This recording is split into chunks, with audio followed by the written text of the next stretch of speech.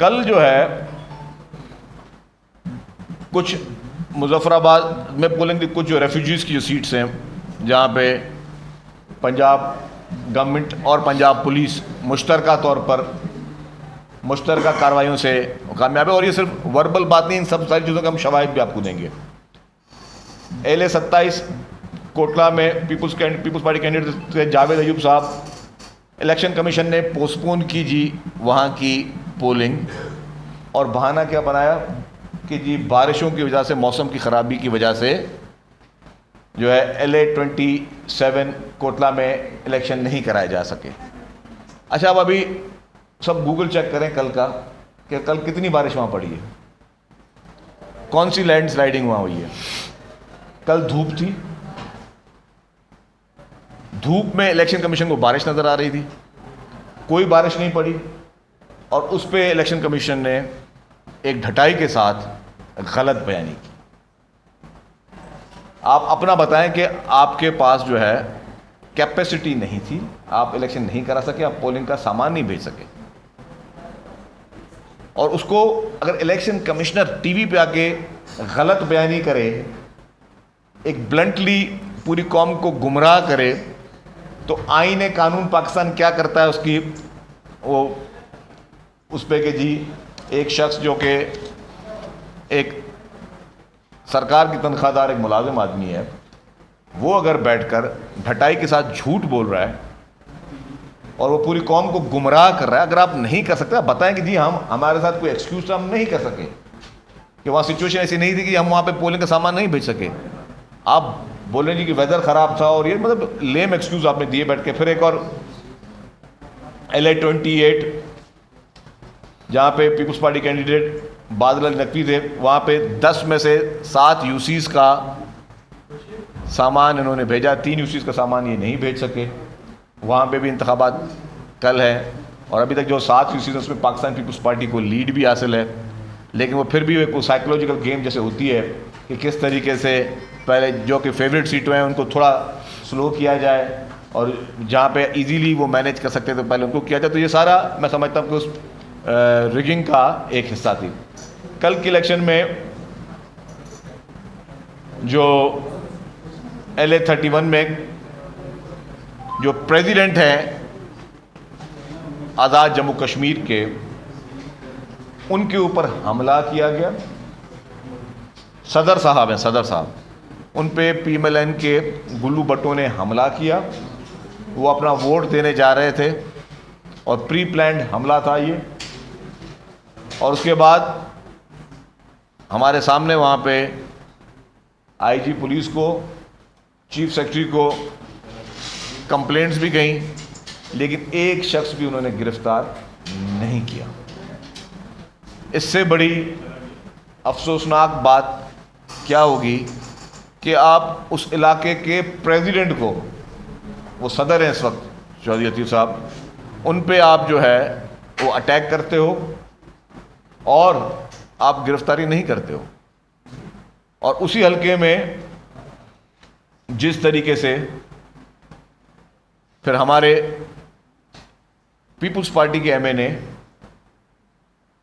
जब उनको कंप्लेंट आई कि जी पोलिंग स्टेशन पे स्टैंपिंग हो रही है और वहाँ पे पंजाब पुलिस और बाकी लोग जो है वो ठप्पे मार रहे हैं, और जब वो वहाँ जाते हैं तो उन पे स्ट्रेट फायर होते हैं, और स्ट्रेट फायर के नतीजे में 3 लोग ज़ख्मी हैं।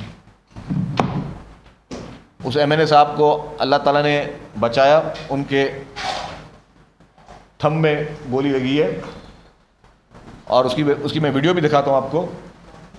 लेकिन उसके अलावा और भी लोग वहाँ पे जो है वो ज़ख्मी हैं। इमीडिएटली MNA साहब वहाँ पे CMH हॉस्पिटल में जाते हैं, अपना फर्स्ट एड कराते हैं, फिर इस्लामाबाद की तरफ आते हैं। और उस पर मैंने देखा कि जिस तरीके से राना सनाउल्लाह साहब ने उसका भी तमस्सुर उड़ाया कि पहले बोला जी वहाँ गोली लगी, पहले बोला फिर वहाँ गोली लगी। वो CMH हॉस्पिटल में गए पहले अपनी फर्स्ट एड के लिए, और फिर वहाँ से वो इमीडिएटली इस्लामाबाद की तरफ आए। आपको मतलब जहाँ पे एक सिटिंग MNA है, आपको एक हमदर्दी करनी चाहिए, लेकिन आप हमदर्दी की जगह आप तमस्कर उड़ा रहे हैं। ये आप वही हरकतें कर रहे हैं जो किसी दौर में PTI किया करती थी, और मैं समझता हूँ कि अभी आप PTI प्लस बनने की कोशिश कर रहे हैं ये PMLN की क़यादत, कि वही हरकतें कर रही है और उसी तरीके से तमस्कर उड़ाना, उसी तरीके से प्रेस कॉन्फ्रेंस करना, अल्फाज का चुनाव आप उनका देख लें, उनकी वर्डिंग देख लें, उनके स्टाइल देख लें, वो तकब्बुर और गुरूर देख लें। ये वही तकब्बुर गुरूर है जो हमने 2018 में देखा था, और वही तकब्बुर और गुरूर जो है 2024 में हम PML 2026 में हम 24 में पहले उनको उसी तरह इक़्तिदार मिला और 26 में आके फिर हम उनकी दूसरी पार्टी का देख रहे हैं। तो और फिर राना सनाउल्लाह साहब फरमाते हैं कि भला वो बताएं वो MNA वो क्या करने गए थे वहाँ पे। हमने तो बता दिया कि हमारे MNAs गए थे इलेक्शन को मॉनिटर करने के लिए कि ताकि कहीं पे स्टैंपिंग ना हो। ठीक, आप बताएं राना साहब, आप और आपके फेडरल मिनिस्टर 15 दिन से वहाँ पे क्या कर रहे थे? आप अपनी, एक दिन पहले तो आप लोगों ने जलसे भी किए, आप अपनी वहाँ पे एक्टिविटीज़ बता सकते हैं या हमें बताएं, हम आपको TV चैनल पे बताएं आपकी एक्टिविटीज़, आप लोगों ने क्या वहाँ पे एक्टिविटीज़ की थी। बैलेट पेपर 2 दिन पहले तमाम PMLN के कैंडिडेट्स को दे दिए गए थे, जिसमें मैं समझता हूँ कि इलेक्शन कमीशन जो है वो उसका हिस्सा थी और एडमिनिस्ट्रेशन जो है वो वहाँ का हिस्सा थी। आप कहते हैं कि हुकूमत तो वहाँ पे आपकी, पर अब हम पे धांधली का इल्ज़ाम क्यों लगाते हैं? वहाँ आपको पता है कि कश्मीर में हुकूमत जो है, प्राइम मिनिस्टर साहब ज़रूर मौजूद हैं, लेकिन वहाँ पे IG और चीफ सेक्रेटरी साहब आपकी फेडरल गवर्नमेंट भेजती है और उनको पता होता है कि जो उनको नौकरी जो है फेडरल गवर्नमेंट के कहने पे ही करनी है, वो प्राइम मिनिस्टर की वहाँ नहीं चलती। और इसको ब्लंटली अगर मानना है, अगर हम गलत बात बोल रहे हैं तो आप किसी और से भी, किसी बड़े तज्जियाकार साहब से भी पूछ लें।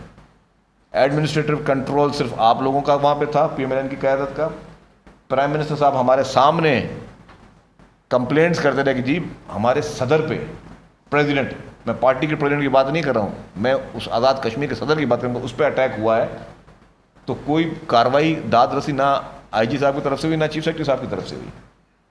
इससे ज़्यादा और क्या मिसाल हो कि आप वहाँ पे अपने सदर को जो है वो तहफ़्फ़ुज़ फराहम नहीं कर सके। वहाँ पे नून लीग के गुल्लू भट्टों ने, बदमाशों ने जो वहाँ पे आके जो हरकतें की हैं तो वो किसी से छुपी भी नहीं हैं। तो एडमिनिस्ट्रेशन जो थी वो आपके ताबे थी। लेकिन राना साहब आप बताएं और दूसरे आपके अमीर मुकाम साहब बताएं, उससे पहले आप दूसरे मिनिस्टर बैठे थे मीरपुर में, आप लोग वहाँ पे क्या कर रहे थे? आपका क्या बनता था कि आप एडमिनिस्ट्रेशन के साथ और ROs के साथ और डिस्ट्रिक्ट एडमिनिस्ट्रेशन के साथ और चीफ इलेक्शन कमिश्नर के साथ और इनके साथ मीटिंगें करें? ये चीज़ सियासी मीटिंगें थी आपकी, और एडमिनिस्ट्रेशन आपके साथ क्यों मीटिंगें कर रही थी? तो ये सारे चीज़ें किसी से छुपी हुई नहीं है कि आपने फुल अपना इन्फ्लुएंस यूज़ किया, उन मासूम कश्मीरियों के हक पे आपने डाका डाला, उन कश्मीरियों के मुफादात को आपने रोंदा अपने मुफादात के ऊपर। और ये तो सिर्फ मैं उधर की बात कर रहा था, इसलिए कि मेरे पास पूरी लिस्ट बनी हुई कि किस तरीके से फारूक हैदर साहब जो उनके पहले प्राइम मिनिस्टर थे, उनके हल्के में जिस तरीके से खुले आम स्टैंपिंग होती रही, कुछ 30% वहाँ की पोलिंग स्टेशन थी जहाँ पे स्टैंपिंग चलती रही। और ये नहीं कि हम अब बोल रहे हैं कि इलेक्शन रिजल्ट के बाद, हम आपको वो फैक्सेस दिखा सकते हैं और कल हमने मीडिया के साथ शेयर भी किए हैं वो, कि सुबह से लेके जहाँ जहाँ पे जो प्रॉब्लम्स थे वहाँ पे हमने इलेक्शन कमिश्नर को राइटिंग में फैक्स लेटर भेजे। ये जो कल बोल रहे थे जी सुबह, कल मैं देख रहा था इनको, एक इनकी पंजाब की वजीर साहबा कह रही थी कि सुबह 9:30 बजे से इन लोगों ने कंप्लेंट करना शुरू की। तो क्यों नहीं करेंगे भाई? अगर आपके पोलिंग का अमला जो है हमारे पास, हमारे जहाँ पे पोलिंग स्टेशनें थी वहाँ पे पोलिंग का अमला दोपहर को 12 बजे तक नहीं आएगा तो क्या हम कंप्लेंट नहीं करेंगे? या अगर हम देखेंगे कि वहाँ पे जो प्रिजाइडिंग ऑफिसर हैं वो दरवाज़ा बंद करके और अंदर पंजाब पुलिस बैठी और स्टैंपिंग होती रही, और हम सुबह को हमें देख रहे हैं कहीं भी कार्रवाई हो रही है, तो हम क्या कंप्लेंट नहीं करेंगे? हम इंतजार करेंगे कि रिजल्ट आए उसके बाद कंप्लेंट करें कि स्टैंपिंग? अगर सबने देखा, सर ये पूरे पाकिस्तान ने देखा जिस तरीके से इंतखाबात हुए, जिस तरीके से इस इंतखाबात के नाम पर ये सारी चीज़ें हुई, आपने मैंडेट को रोंदा, आपने पीपल्स पार्टी के मैंडेट को रोंदने की कोशिश की, आपने उन कश्मीरियों के मैंडेट को रोंदने की कोशिश की, और ऊपर से आप बोलते हो कि हमने कंप्लेंट भी ना करें। फिर उसके बाद कल जो है आपने देखा कि नैयर बुखारी साहब ने प्रेस कॉन्फ्रेंस की, और नैयर बुखारी साहब ने जो प्रेस कॉन्फ्रेंस की वहाँ पे उन्होंने बैलेट पेपर्स दिखाए। बैलेट पेपर्स पे स्टैंप लगे हुए थे PMLN के। तो ये कहाँ से आए? PMLN के स्टैंप आप पेपर्स आ रहे थे, ये कहाँ से आए? तो ये सारे 2 दिन पहले ही तमाम कैंडिडेट्स को PMLN के ये बैलेट पेपर्स दिए गए थे, जिससे एक मैं समझता हूँ कि एक हिस्टोरिकल रिगिंग का सबूत मिलता है। फिर एक तो इलेक्शंस वहाँ हुई, फिर जो इलेक्शंस आपकी पंजाब में हुई वो भी माशाल्लाह थी। LA 41 लाहौर में खुलेआम स्टैंपिंग होती रही, LA 36 सियालकोट में खुलेआम स्टैंपिंग होती रही, और ये दिखाया गया LA 36 में कि पीपल्स पार्टी के कैंपों पे PMLN के गुल्लू भट्टों ने जिस तरीके से हमले किए, सब चुप करके बैठे थे। पुलिस के स्टैंपिंग की तस्वीर वीडियो शामिल है। पार्कों में बैठ के पुलिस वैन में पंजाब पुलिस जो है वो ठप्पे लगाती रही। LA 38 गुजरात में PMLN और PMLQ का कांटे का मुकाबला था, वहाँ पे जिस तरीके से ठप्पे लगाते रहे, इस तरीके से मैं आपको कुछ वीडियोस भी दिखाऊंगा कि किस तरीके से PMLN ने इस इलेक्शन को और फ़ख्र भी कर रहे हैं। चले, एक तो आप गलत काम किया, चले चुप करके पशेमानी मने, फिर आप जश्न भी मना रहे हैं, आप फ़ख्र भी कर रहे हैं। और फ़ख्र किस चीज़ का कर रहे हैं आप लोग? और दूसरी बात कि जी PMLN कभी मानेगी नहीं उस धांधली की, तो मैं इसको सिर्फ कनेक्ट कर देता हूँ 2024 के इलेक्शन से।